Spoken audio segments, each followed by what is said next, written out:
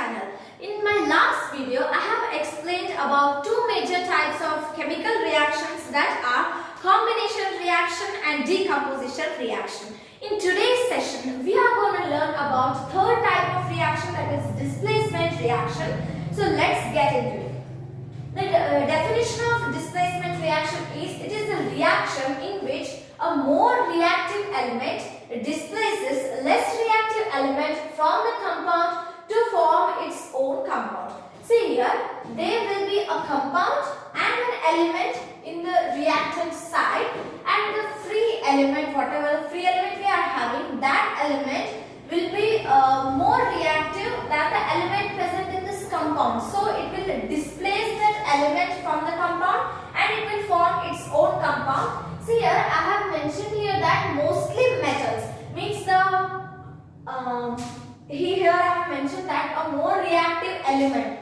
See here the metal, here element that displaces or that is being displaced, those elements are mostly metals. See here, the model is like this: X plus YZ. This is a compound, a reactant. In this, let us consider that this Y is a metal and X is also a metal, and this X metal is more reactive than Y metal.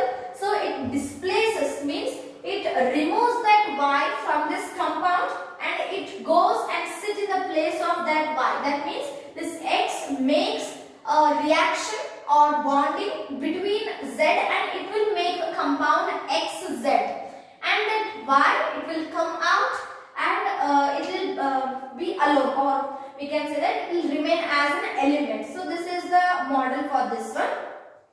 We can consider that if any two persons, means consider you are in 10th standard now, means whoever are in 10th standard now, they are holding the hands between means two friends. Well, let us consider that is a bond.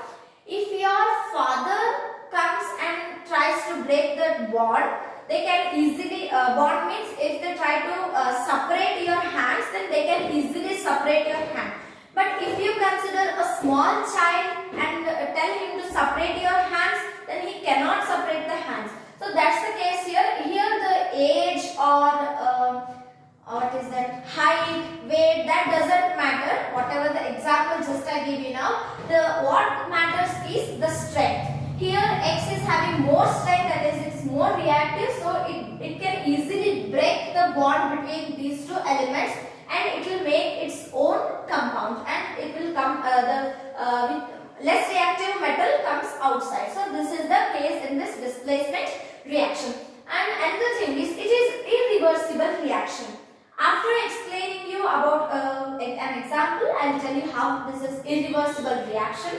Here the example is Fe, that is iron plus CuSO4 gives FeSO4 plus Cu, that is iron plus copper sulfate gives iron sulfate plus copper. See here, copper sulfate is there. Here first will copper sulfate means it is in the form aqueous. It is in aqueous form, aqueous state, and we know that CuSO4 is soluble in water. If any ionic compound is completely soluble in water, that means when we add that compound to the water, it will ionize or it will break into ions. See, now let us consider that Fe is there. We have added this Fe to the CuSO4 solution, plus here this CuSO4, when we add this to water, it will break and it will form Cu plus 2 plus SO4 minus 2. These ions are formed. So in that solution or beaker in which we are doing the reaction, there are three elements or compounds or terms, that are Fe, Cu and SO4. Now here iron, it cannot combine with copper because iron is also having a plus 2 or plus 3 charge. Let us just consider that it is having a positive charge and copper is also having positive charge. We know that only opposite charges attract each other. So these two are having the same charges, so they repel with each other. And here SO4 is there and it is having a minus charge. So either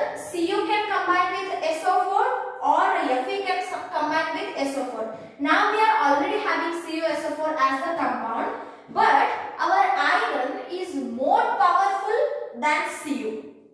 So it will easily displace that Cu from its position, and here you can see the compound form. This Fe, it displaces the Cu from that compound and it will go and sit in that position. It will form FeSO4, and this Cu, it will come outside and it will become an element, that is copper. So this is the case, and it is said that it is an irreversible reaction. See here, now reaction has taken place. Now consider this one. Here irreversible reaction means this can be possible in both the directions. At the time we can tell it as a reversible reaction. But now consider here FeSO4 plus copper is there. Here copper can displace Fe from that FeSO4 and it will become CuSO4 plus Fe, but it will not happen. Why? Because here only we have discussed that iron is more reactive than copper. That means copper is less reactive than iron. That's why it cannot displace iron from that compound. It cannot exchange with each other, or it cannot break the bond as it is less powerful or it is weak. That's why we cannot reverse this reaction. Means we cannot get this reaction back in this form. Normally almost all the displacement reactions that take place, they cannot be reversed because just I told you now, because of the reactivity of the metals or elements present in that one. Now another example is Pb plus CuCl2 gives PbCl2 plus Cu. This is lead plus copper chloride gives lead chloride plus copper. Here also lead is more reactive than copper, so it displaces copper and it will form its own compound, that is PbCl2. So this is all about displacement reaction. Now we'll study about double displacement reaction. Now let us know the definition of double displacement reaction. By the name itself you can understand that we have already learnt about displacement reaction. Double displacement reaction means two displacements take place. Here it is the reaction in which exchange of ions takes place. Now let us see how it is possible. This is the model here. Wx plus Yz gives Wz plus Yx. Here Wx is a compound and these two are the two ions or two elements we can say.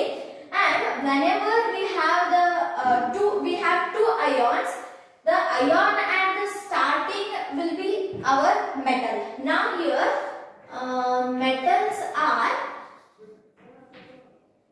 W. In the Wx, W is the metal, and in Yz, Y is the metal. Now normally this exchange will be between metals, we can say, as I told you in displacement reaction. This we can consider that W is more reactive than Y, so it displaces Y from its position and it will make its own compound. See here, there was a bond between Y and Z.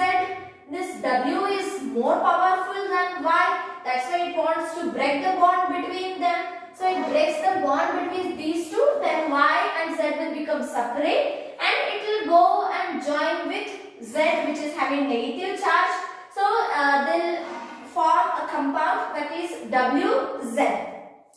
And again, in the displacement reaction case, this Y element, it came out and it was alone. But here there is an element X which is also alone. So what they do is these two will become friends with each other and they'll make a bond and they together make a compound. Means this W has betrayed his friend and has ended his friendship with X, and Z has ended its friendship with Y. So now these X and Y both are sad because of their friend's betrayal. So what they do? They'll make a friendship with each other because both are having the same situation.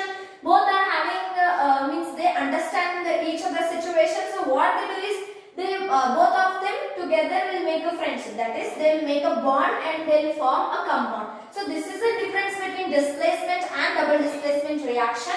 The element that has come outside will be alone in displacement reaction, but in double displacement reaction it will make a friendship with another one who is also single. So here two displacements have taken place. So this is double displacement reaction, and for this we call it as exchange of ions. See here, ions are being exchanged in this case. Now in this two examples are there. Two types are there in double displacement reaction. One is neutralization reaction. Neutralization reaction means the reaction between acid and base to form salt and water. We know that acid and base, these are having two different characteristics. Acid is acidic in nature, base is basic in nature. Both of these together make salt and water. Both salt and water are neutral. So acid and base together make neutral, means nullify each other's strength and will create a neutral system. So that's why we call it as neutralization reaction.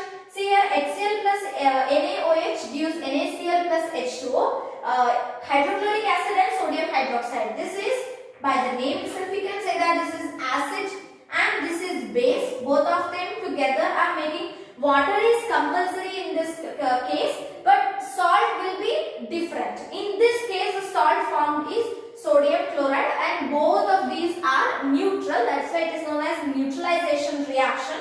So this is all about neutralization reaction. Now let us study about double displacement reaction in this example. Now I have already told you that when any ionic compound is completely soluble in water, then it will ionize when we add that to water. See here, HCl, when we add HCl to water, it will form H plus Cl minus. Okay, now when we add NaOH to water, it will also break to form Na plus OH minus. See here, H plus is there and HCl minus is combined with H plus.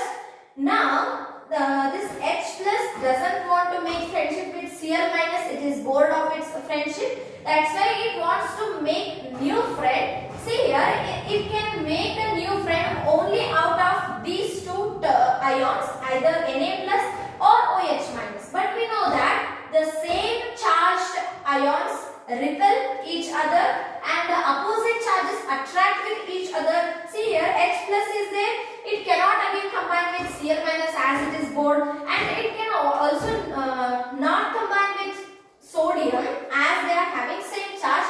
So which is remaining now? Only OH is remaining now. So what it does is it will combine with OH minus, and we cannot write it as HOH. See here, HOH means two H are there, one oxygen is there. That is itself H2O. We have got one product. And another one is Cl minus is there.